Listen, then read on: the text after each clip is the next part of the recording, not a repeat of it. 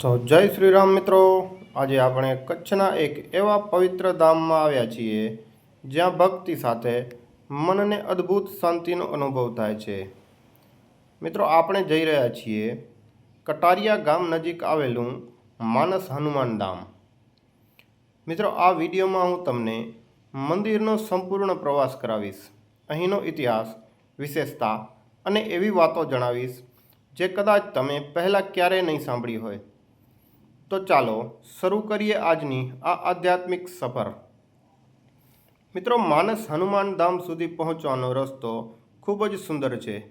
કચ્છની કુદરતી સુંદરતા વચ્ચેનો આ પ્રવાસ મનને આનંદિત કરી દે છે. આસપાસનું શાંત વાતાવરણ તમને શહેરની દોડધામથી દૂર લઈ જાય છે. તો મિત્રો, હવે આપણે મંદિરના પ્રવેશદ્વાર તરફ આવી ગયા છીએ. મિત્રો, સૌથી પહેલાં અહીંની સ્વચ્છતા અને શાંતિ દરેકનું ધ્યાન ખેંચે છે. અહીં પ્રવેશતા જ મનમાં એક અલગ જ સકારાત્મક ઉર્જાનો અનુભવ થાય છે. આ ધામ હનુમાનજી પ્રત્યેની અખંડ ભક્તિનું પ્રતીક છે. અહીં દરરોજ અનેક ભક્તો દર્શન માટે આવે છે. ખાસ કરીને મંગળવાર અને શનિવારે વિશેષ ભીડ જોવા મળે છે. મિત્રો, હનુમાન જયંતિ દરમિયાન અહીં ભવ્ય ધાર્મિક કાર્યક્રમો યોજાય છે. લોકોની એવી શ્રદ્ધા છે કે અહીં ભાવપૂર્વક પ્રાર્થના કરવાથી હનુમાનજી દરેક ભક્તની મનોકામના પૂર્ણ કરે છે. મિત્રો, માનસ હનુમાન ધામની સૌથી અનોખી અને વિશેષ પરંપરા હું તમને બતાવીશ. મિત્રો, અહીં દૂરથી આવતા ભક્તો પોતાની મનોકામના એક નાની ચિઠ્ઠીમાં લખે છે. ત્યારબાદ તે ચિઠ્ઠીને નાળિયેર સાથે દોરાથી બાંધીને ભગવાન હનુમાનજીના ચરણોમાં શ્રદ્ધાપૂર્વક અર્પણ કરે છે. ભક્તોની એવી અડગ શ્રદ્ધા છે કે સાચા મનથી કરેલી પ્રાર્થના અને આ રીતે લખેલી મનોકામના હનુમાનજીની કૃપાથી પૂરી થાય છે. ઘણા ભક્તો પોતાની ઈચ્છા પૂર્ણ થયા પછી અહીં આવીને દર્શન કરે છે અને ભગવાનનો આભાર માને છે. આ પરંપરા માત્ર એક વિધિ નથી, પરંતુ ભક્તોના વિશ્વાસ અને ભગવાન પ્રત્યેની અખંડ શ્રદ્ધાનું પ્રતીક છે. જો તમે પણ અહીં દર્શન માટે આવો તો મંદિરના નિયમો અને વ્યવસ્થાનું પાલન કરીને આ પરંપરામાં જોડાઈ શકો અને ભગવાનના આશીર્વાદ મેળવી શકો છો. મિત્રો, માનસ હનુમાન ધામ સાથે જોડાયેલી એક એવી પરંપરા છે જે ભક્તો પોતાની મનોકામના લઈને આવે છે અને જો તેમની મનોકામના પૂર્ણ થઈ જાય છે તો તેઓ ભગવાન હનુમાનજીનો આભાર માનવા ફરીથી આ ધામે આવે છે.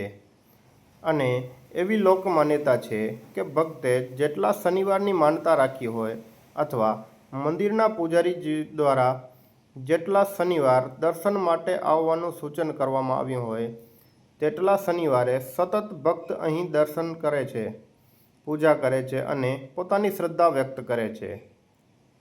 મિત્રો, દરેક શનિવારે અહીં ભક્તોની મોટી સંખ્યામાં ઉપસ્થિતિ જોવા મળે છે. ભક્તિ, વિશ્વાસ અને ભગવાન પ્રત્યેની અખંડ શ્રદ્ધા આ ધામને એક વિશેષ ઓળખ આપે છે. જો તમે પણ અહીં દર્શન માટે આવો તો મંદિરની પરંપરા અને નિયમો વિશે પૂજારી શ્રી અથવા મંદિર વ્યવસ્થાપન પાસેથી માહિતી મેળવીને તેનું પાલન કરવું. મિત્રો, મંદિરની અંદરનું વાતાવરણ ખૂબ જ દિવ્ય છે.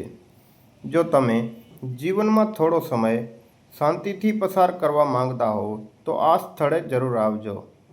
અહીં બેસીને થોડા સમય માટે ધ્યાન કરશો તો મન એકદમ હળવું થઈ જશે. મંદિરની આસપાસનું કુદરતી સૌંદર્ય આ સ્થળને વધુ વિશેષ બનાવે છે. ભક્તિ અને પ્રકૃતિનો આવો સુંદર સંગમ બહુ ઓછા સ્થળોએ જોવા મળે છે. મિત્રો, અહીં આવતા ઘણાય ભક્તોએ પોતાના અનુભવો જણાવ્યા હતા. જેમ કે, લાંબા સમયથી અમારા અટવાયેલા કામ પૂર્ણ થયા હતા. કેટલાય લોકોને સંતાન સુખ ન હતું તો દાદાની કૃપાથી સંતાન સુખ મળ્યું છે. તો કેટલાકના વેપારમાં પણ પ્રગતિ થઈ છે અને કેટલાય લોકોના ઘરના પણ ઘણા બધા પ્રશ્નો દૂર થયા છે. આ બધા અનુભવો ભક્તોની શ્રદ્ધા અને વિશ્વાસને વધુ મજબૂત બનાવે છે. જોકે દરેક વ્યક્તિનો અનુભવ અલગ હોઈ શકે છે, પરંતુ અહીં આવનાર દરેક ભક્ત ભગવાન પાસે સાચા દિલથી પ્રાર્થના કરે છે. મિત્રો, થોડો સમય અહીં બેસીને માત્ર મંદિરનું વાતાવરણ અનુભવો.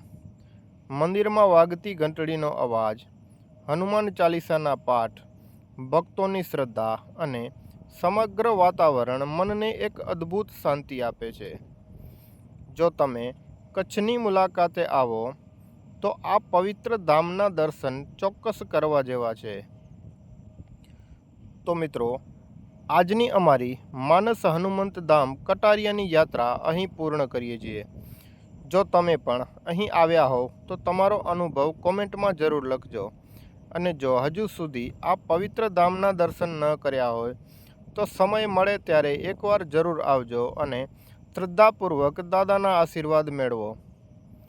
જો તમને આ વિડીયો ગમ્યો હોય તો વિડીયોને લાઈક કરો, શેર કરો અને આપણા ચેનલને સબસ્ક્રાઈબ કરીને બેલ આઇકોન જરૂર દબાવો. આવી જ કચ્છના ઇતિહાસ, મંદિરો અને આધ્યાત્મિક સ્થળોની યાત્રા માટે અમારી સાથે જોડાયેલા રહો. જય શ્રી રામ, જય બજરંગબલી. તો ફરી મળીએ એક નવા વ્લોગમાં. જય માતાજી.